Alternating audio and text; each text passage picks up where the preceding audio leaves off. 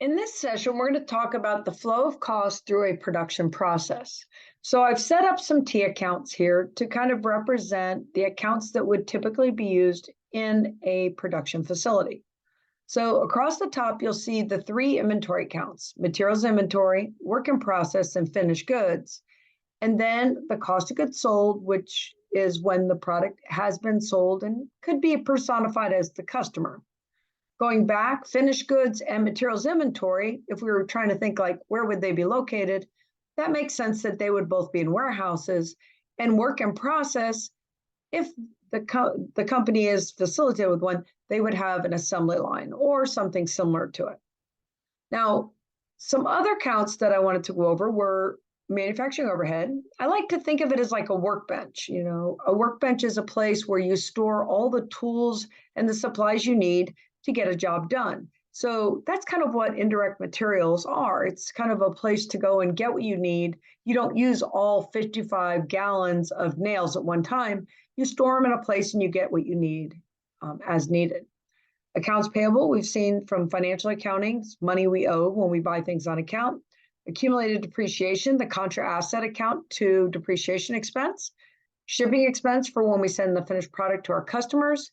Accounts receivable from when we sell on account to customers and the prerequisite of sales revenue. And finally, wages payable for when we record that we owe our employees.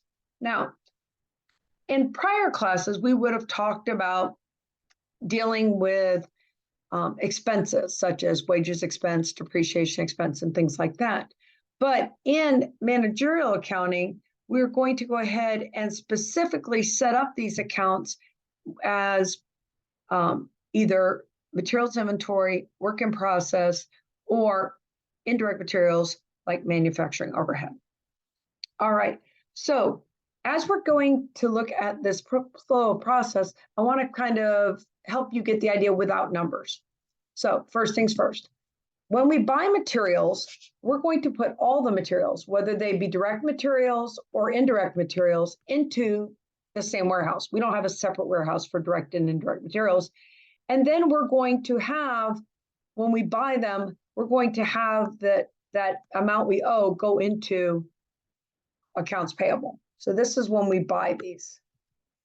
Now, as we use them, the direct materials are going to flow directly to work in process.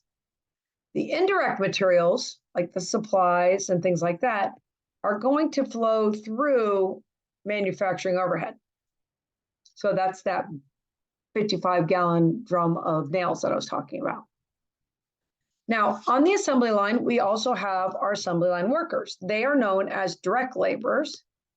And then in the factory, we also have people like maintenance people, janitors, quality control people, et cetera. Those are known as indirect laborers and supervisors. We can't forget them. They're going to be part of manufacturing overhead as well. And then the total amount that we owe for all labor is going to be accrued under the wages payable, because we all know we don't pay people at the end of each day in a business. We accrue it and pay them usually a week or so later.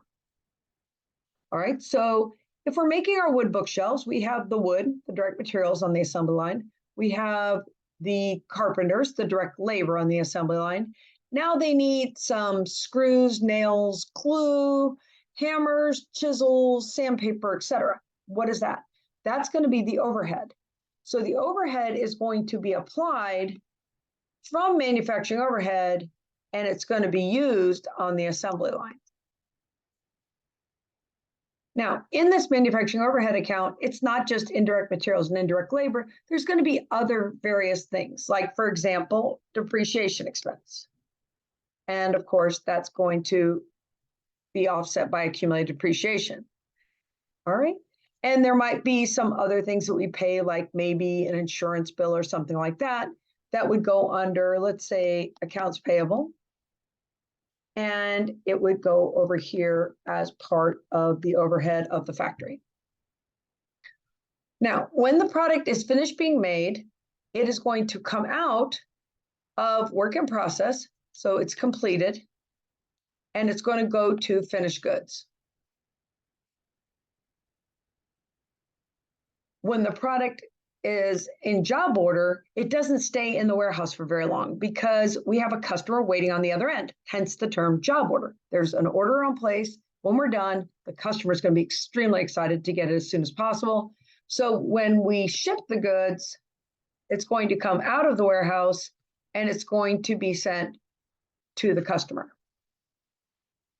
Now, the cost of shipping it to the customer is a shipping expense, which we know is a period function because it has nothing to do with making the product. It's actually a period cost. So the cost of shipping is going to go into shipping expense, and odds are we're going to not pay cash for it, but we're going to get a bill. So it's going to go into accounts payable. Now, going back to the idea of shipping the goods to the customer, we're not just going to ship it to them because they asked us to build it for them. We're also going to send them a bill. So the amount we're going to bill them is going to be increasing accounts payable and increasing our sales revenue. So our flow of goods, we buy materials. Direct materials go directly to the work in process. Indirect materials go to overhead. Our direct laborers work on the assembly line. Our indirect laborers, supervisors, et cetera, are billed and accumulated in the manufacturing overhead, along with things like depreciation on machinery and buildings, insurance, utilities, et cetera. Then, using a predetermined overhead rate, that amount is applied to work in process. When the products are finished, they have all three product costs, direct materials, direct labor, and overhead. They are then transferred from the assembly line to the warehouse and then quickly shipped to the customer. All right. So in the next session, we're going to look at how do we keep track of individual customer costs.